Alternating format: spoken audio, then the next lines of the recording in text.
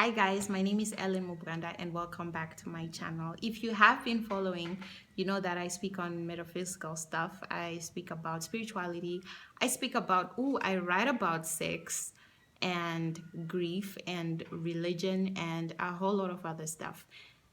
Some of it may or may be from real life, who knows, right?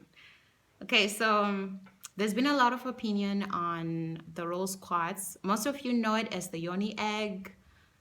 Actually, I think everyone knows it as a Yoni egg, but I wanted to speak more about what the stone means on its own without trying to connect it to, our own selfish uses of it. Because according to my research, the rose quartz is like a stone of the heart. If you're familiar with the seven chakras, you'll know about the heart chakra and what it means. If you don't, I'm gonna do a video about it pretty soon, like maybe next week, maybe not, maybe the week after that. But I'm gonna do a video on chakras, and I'm gonna explain a lot more about that, and you can figure out how you feel about that. All right, back to the rose quartz. This is like a nurturing stone. It's like a mother stone. All right, it's a stone of love, and it gives you the ability to give and allow yourself to receive love from others. So yeah, like I said, it's a stone of the heart. So the very specific point that most people found very entertaining about the qualities of this rock is the sexual side of it. But I'm mostly super fascinated by the historical side of it. Did you know that the Egyptians and the Romans would use this stone as like a self-love in their self-love rituals? This is something that I found more entertaining than, oh, hey, I can do this so that, the sex is good and, maybe won't pick me for another girl or type of thing. It's so fascinating that the ruins that were found in Egypt and Roman, is it called Roman? Rome. It's Rome. Yeah. Yeah, so the ruins in Egypt and Rome, in the ruins, they found signs that showed that these people would engage in rituals which would increase beauty. And this was not beauty for others, this was like a beauty for yourself. And this wasn't done by just any Tom and Jane person. This was done by the royals. This stone was reserved for the kings and the queens and the princesses and all of these other great people. Anyone else would just really burn in the sun and you die with wrinkles. That was it.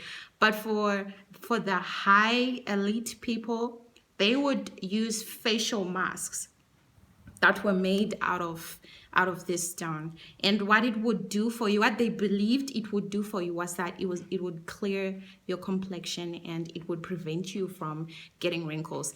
The fact that they were doing this for a really long time, I think, shows that they were seeing some form of improvements. And you know how it is about some of these things that you can't quite always physically prove.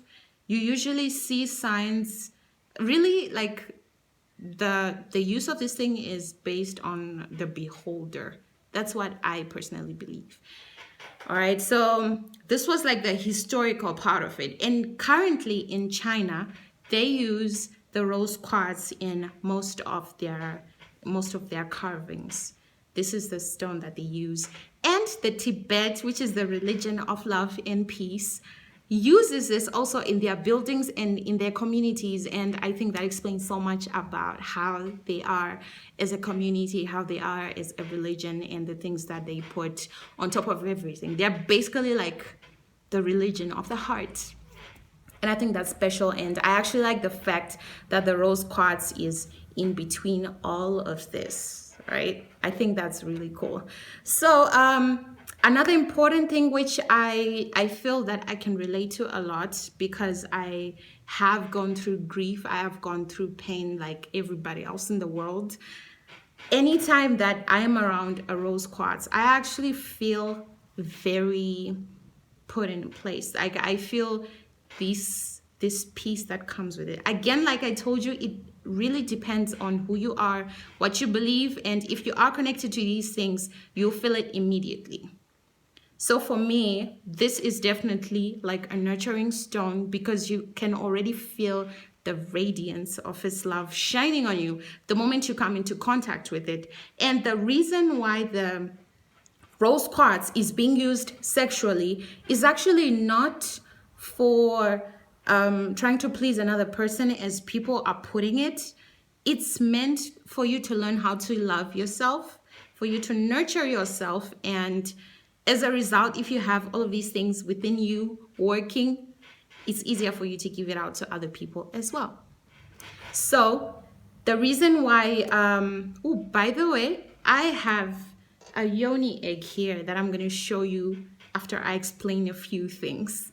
And I'm really excited. I got this. I just got this today, and it's like a super thing right now.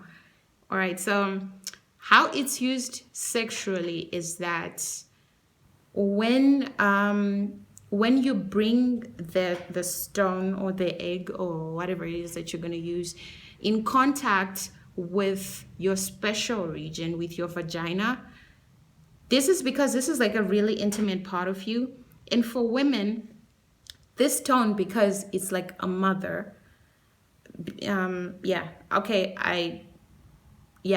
it's like a mothering stone, because it is like this. It is a stone that gives like this really pure energy that cleanses and that encourages unconditional love. Side note, this stone is also very important for relationships. It, like I said, it encourages unconditional love. And as a result, when you always have this, by the way, my boyfriend got me these rose quartz earrings, and I hope you can see. Yeah, right here. He got me these, and I was just telling him today, I recently noticed that whenever I wear these particular earrings, everyone seems kind of more welcoming to me. Like they seem very drawn to me in a really I don't know, it's this way that is very, it's just welcoming. That's the only term I can use. Like